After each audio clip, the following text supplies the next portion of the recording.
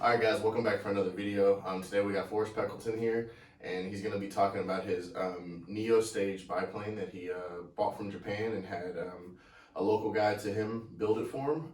It's a great flying airplane, so we want to do a quick video on it and let you guys know what he thinks about it.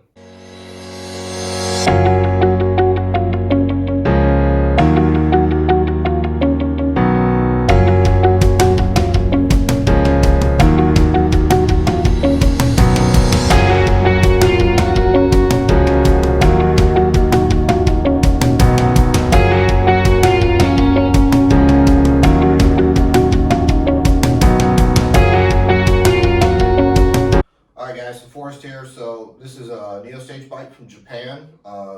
Actually comes as a kit. So I bought it from through RC Japan. You can get it from Morris Hobbies also, and it comes with a box of sticks. So, and then I had Bob Panel build it, which some guys who know Bob Panel, been around the paddle world for a while, know who he is, know how great of a builder is. He's local to me, so I Bob built it. The plane is then covered in all half-ounce glass with finishing resin on top of that, and then paint. There's no covering on the entire airplane at all. The whole airplane's all wood, except for the front section of the airplane where the motor mount is and the canopy. And then the big thing we did different from the kit was we changed the stabs to fixed stabs versus flying stabs. I felt that that was going to be a better solution for what I wanted versus the flying stab. That's the only modifications we made to the airplane from the kit. Weighs 4870 with 6,000s. Alright, cool. Well, thanks, Forrest. So next we're going to dive into his setup. So we'll take a look at the wings, take a look inside the fuselage, see how he did things, and catch you in a second.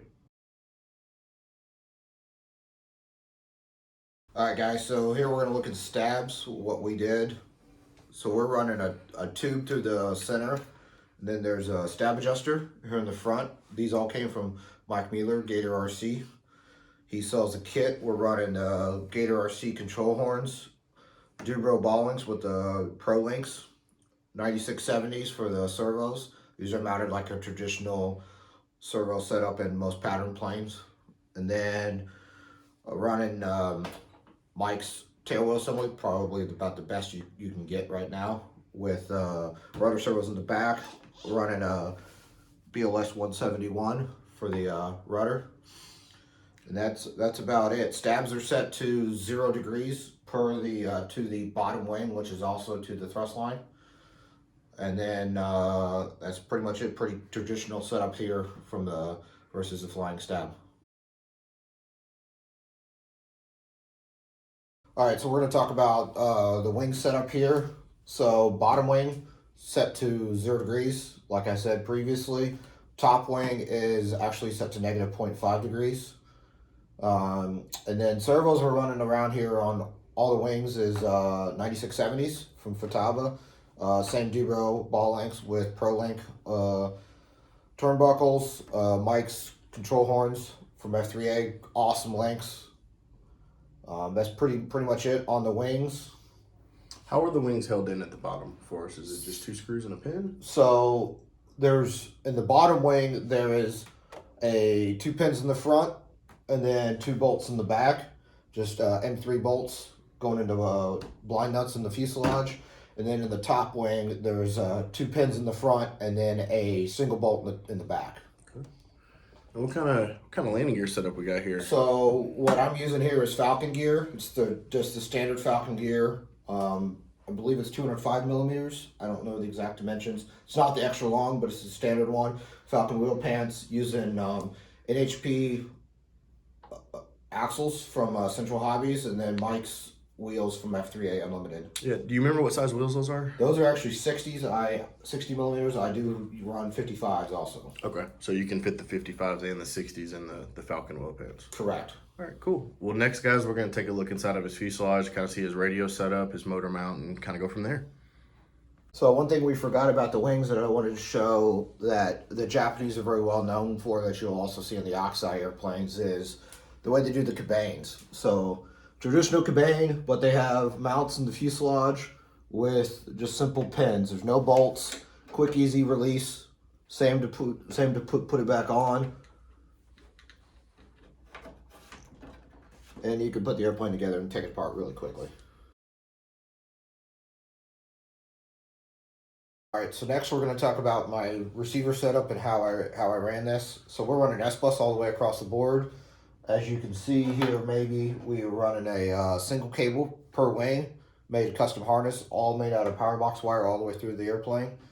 We're running the Futaba 6-port hub that allows me to run the 3 servos in the tail with the one wire going all the way back, the 2 wings, the Futaba Sbus receiver, little tiny 7003 receiver, and then that also allows me to run power to the hub to power all the servos directly without going through the receiver. And then next we're going to talk about my battery tray setup. I've played with a couple different parts of the battery tray. That's why you see a couple different mounts. Running a removable battery tray with the U in the back and the U in the top with a keeper to keep it from coming out. We're running a 2-cell 350 milliamp hour buffer pack, and I'll explain that later when we get to the ESC portion of how I have this set up. Running a Plettenberg 3010 Advanced, pretty traditional setup here, and then I'm actually running the D3 ESC up here. That's from Adam over in Europe. Nice governor speed control. I'm running it a little bit differently. We're running a higher RPM, so I can run the smaller props if need be. And I'm running a Jetty BEC wired directly into it that allows me to run constant voltage to the hub over here. And I'm running dual power leads coming off the BEC, one directly to the hub all the way back here to the back, and then one to the receiver up here. And then my 2-cell buffer packs plug directly into the hub. That's why I wanted the 6-port hub. So this comes from my helicopter world. Always running power into the power bus directly and not just to the receiver. And then my mount setup I have here in the back is the standard ring in the front. And then I'm running G10 for the rear mount. I cut this on the laser cutter. G10 mount in the rear, running D3 plugs from RC Pro Plus. A little different. They come from the helicopter world than the traditional Deans. I like these a lot because they're CNC bullet, nice housing, nice and light, and easy to pull apart. They snap in together, and so they don't come apart without force. The prop I'm running here is a 21.5 13, actually correction, 21 13 and a half with a Falcon spinner, 82 millimeters on the spinner. That's pretty much it, guys. All right, so we're going to talk about a little bit about what I think how it flies and how well it flies. So it flies extremely well. This is my first F3A biplane that I've flown. It rolls very, very good, very axial. It has great knife edge performance and snaps really good with the fixed stabs that we're running. We're running quite a bit of throw for the snaps. I'm running multiple rates. It has great braking with the D3. Presents well. Yeah. AC, you got to fly it the other day. Yeah, so I got a chance to fly this thing the other day, and I was really surprised. I've been telling Forrest all summer this airplane rolls better than he does. And after flying it, I can attest that it actually is a really good rolling airplane. The snaps are super predictable, spins are predictable. It's kind of like an arrow. It's kind of pointed where you need it to go, and it's going to get there pretty quickly and straight. I've flown probably, the thing I can compare it to the most is I flew Andrew's accuracy back in the day. And this airplane flies incredibly like the accuracy. It's got a lot of the same proportions as the accuracy. And so it's kind of given that it's going to fly similar. But it was really impressed with the airplane. The D3 gave great braking.